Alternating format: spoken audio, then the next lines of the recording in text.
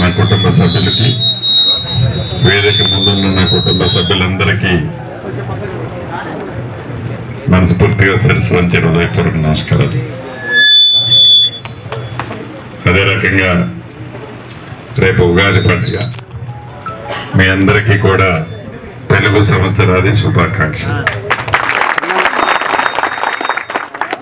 ఈ కొత్త సంవత్సరంలో, రాబోయే కొత్త సంవత్సరంలో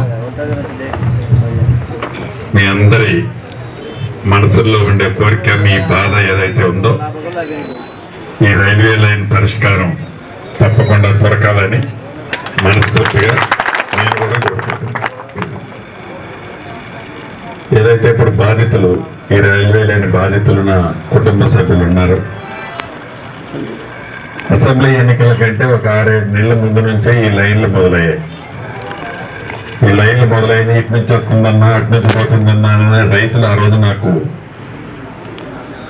గ్రామాల్లో నేను పరామర్శలకు వచ్చినప్పుడు నా ఈ భూమి ఎట్ల ఇబ్బంది ఉందన్నా, అట్ల ఇబ్బంది ఉందన్నా అని చాలా మంది రైతులు ఏడున్న నా కుటుంబ సభ్యులు ఆ రోజు కూడా నా నోటీసుకు తీసుకొచ్చారు.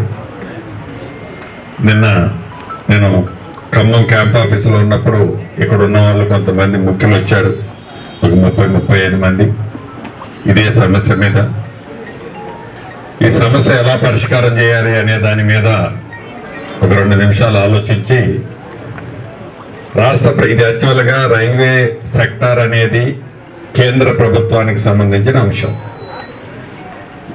రాష్ట్ర ప్రభుత్వానికి దీని మీద ఉన్న హక్కు ఏంటి, ఆ హక్కుల్లో మనం ఏది పోరాటం చేసి తెచ్చుకోవచ్చు అనే దాని గురించి అసలు ఈ కన్సర్న్ సెక్రటరీ ఎవరు, ఏంటి, ఏం చూస్తున్నారు అని విశ్లేషించాను. R&D సెక్రటరీ గారే, రైల్వే లైన్ సెక్రటరీ కూడా ఆయనే, శ్రీనివాసరాజు గారని ఉంటాడు హైదరాబాద్లో. R&D సెక్రటరీ, రైల్వే సెక్రటరీ కూడా అతనే. అతను చెప్పింది ఏంటంటే వీటి మీద అతనికి కూడా కొంత అవగాహన ఉంది.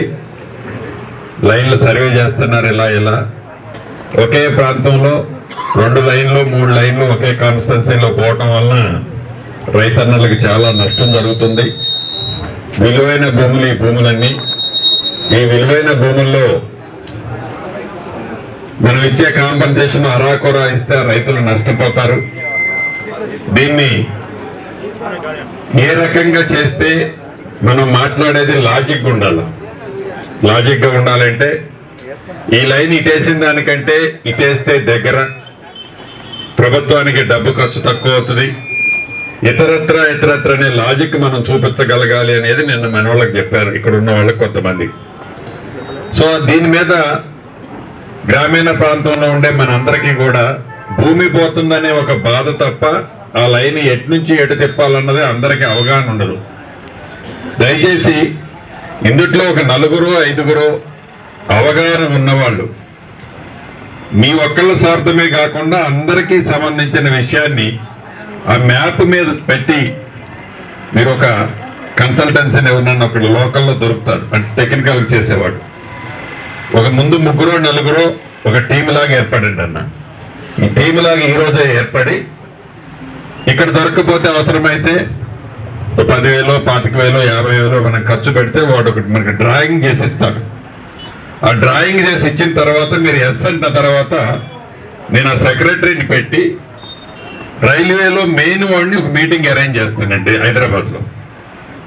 మెయిన్ వాడిని నా ఛాంబర్కి, ఈ సెక్రటరీ, రైల్వే అతను, మీ ప్రతినిధులు ఆ 4-5 ఆ మ్యాప్ పెట్టుకొని కూర్చొని మనం మార్చాలి అనేది ఎట్లుండాలంటే అది లాజిక్గా టెక్నికల్గా ఒప్పించగలగాలి.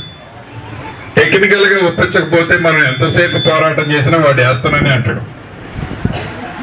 ఏదైతే మనం ఈ రోడ్డు వేసేటప్పుడు కూడా చాలా మంది నా రైతన్నలు బైపాస్ రోడ్డు ఏది సూర్యాపేట నుంచి ఖమ్మం బైపాస్ రోడ్డు కొత్త రోడ్డు వేసేటప్పుడు కూడా ఇదే సమస్య వచ్చింది.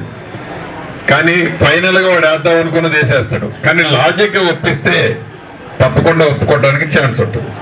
ఆ లాజిక్ అనేది ఫస్ట్ మనం కన్విన్స్ అవ్వాలి. అక్కడ భూమి నీదా నాదా ముఖ్యమంత్రి గారిదా అనేది పాయింట్ కాదు.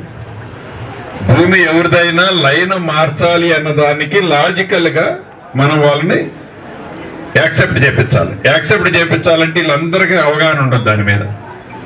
మీరు ఒక 4, 5, 6 ఒక టీం లాగా ఇప్పుడే ఏడనే